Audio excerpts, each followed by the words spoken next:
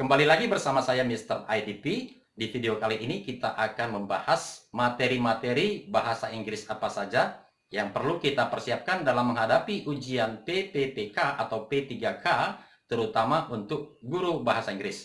Baiklah, materi bahasa Inggris tersebut di sini yang pertama tenses, ya. Tidak semua tenses kita perlu perdalam, tetapi perdalamlah yang sering digunakan atau keluar, ya. Di sini sebagai contoh untuk conditional sentence, ya, untuk type 0 berarti kita harus menggunakan present tense. Untuk type 1 present tense dan simple future. Untuk type 2 berarti kita menggunakan past tense dan past future. Untuk type 3 past perfect dan past future perfect. Oke. Lalu kita lanjut. Yang kedua, parts of speech, ya. Parts of speech di sini ada 8 bagian, teman-teman, ya. Yang pertama itu adalah verb. Ingat, setiap kalimat harus ada verb. Bisa kata kerja itu sendiri ataupun menggunakan to be, is, am, are, was, were, dan juga been. Oke, jadi di sini bisa dia menunjukkan action atau state, ya. Lalu modal verb, ya, termasuk bagian dari verb. Oke, teman-teman. Jadi kita harus paham bagaimana kita menggunakan verb di dalam sebuah kalimat. Lalu yang berikutnya, pronoun. Ya, pronoun replace a noun. Itulah yang disebut dengan pronoun. Lalu yang berikutnya, adjective. Describe a noun or pronoun. Oke, di dalam bahasa Inggris banyak kata-kata yang bisa menjadi pronoun, bisa menjadi adjective, ya, dan lain sebagainya, ya. Contohnya kata another, other, atau the other. Itu bisa interchangeable, kadang-kadang bisa sebagai adjective, bisa juga sebagai pronoun. Oke. Yang selanjutnya, adverb. Adverb describe a verb, ya, tetapi bukan hanya menjelaskan kata kerja saja. Adverb bisa menjelaskan adjective, adverb bisa juga menjelaskan another adverb, ya. Bisa juga menjelaskan adverb yang lain. Sebagai contoh, di sini saya sudah tuliskan sebuah kalimat, ya. Kita baca. Yesterday morning, we walked a little slowly in a very beautiful garden. Ya, kita telah kata yesterday morning. Ya, ini menjelaskan walk. Ya, kapan berjalannya? Ya, kemarin pagi. Oke, and then slowly. Ya, slowly di sini juga menjelaskan kata kerja walk. Ya, bagaimana dia berjalan? Dengan lambat. Lalu di sini seberapa lambat? Ya, a little. Ya, disinilah, oke, kata a little menjelaskan another adverb. Oke, lalu di sini in a very beautiful garden. Ya, bagaimana gardennya? Beautiful. Ini adjective. Lalu seberapa cantik? Ya, very beautiful. Jadi di sini adverb very menjelaskan adjective. Oke, kita lanjut. Yang berikutnya adalah preposition and conjunction. Oke, kita lihat di sini in, on, at, ya, from, after, before, conjunction. Oke, and, when, although, because, after, ya, after. Jadi after and before bisa sebagai preposition, bisa sebagai conjunction. Oke.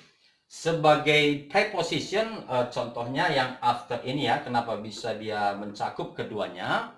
Contohnya after breakfast, ya, atau after having breakfast.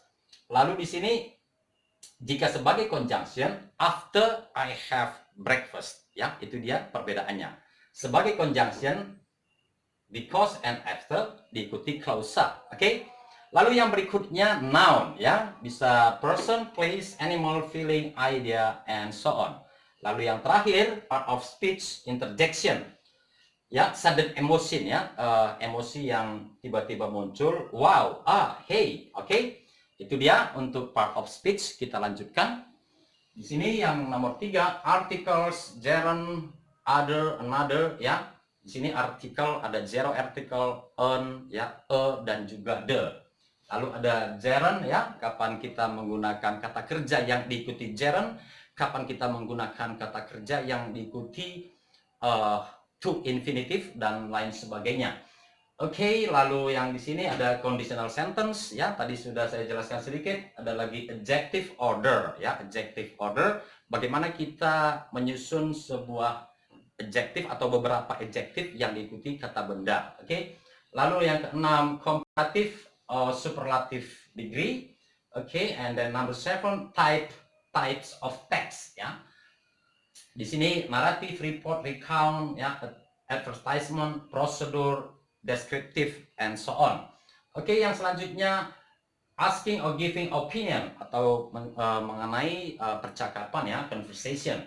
And then participle ataupun adjective clause ataupun ada juga adverb clause ya. Lalu ini berhubungan dengan relative pronoun. Oke. Di sini mengenai participle ini teman-teman sekalian, di sini ini dia agak kompleks ya. Di sini jika teman-teman bisa menguasai participle, maka saya yakin level bahasa Inggris teman-teman akan meningkat.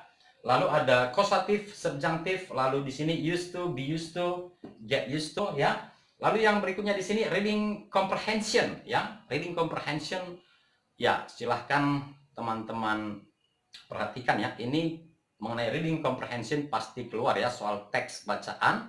Di sini teman-teman perlu latihan membaca agar bisa membaca dengan cepat. Ya, di sini teman-teman harus mempunyai keahlian skimming and scanning ya. Oke, jadi hal-hal yang berhubungan dengan reading comprehension yaitu topik, apa topiknya, ada purpose ya, apa tujuan penulisan, lalu noun refers to ya. Noun refers to and then detail information. Oke. Itulah dia teman-teman sekalian mengenai materi-materi yang perlu teman-teman persiapkan.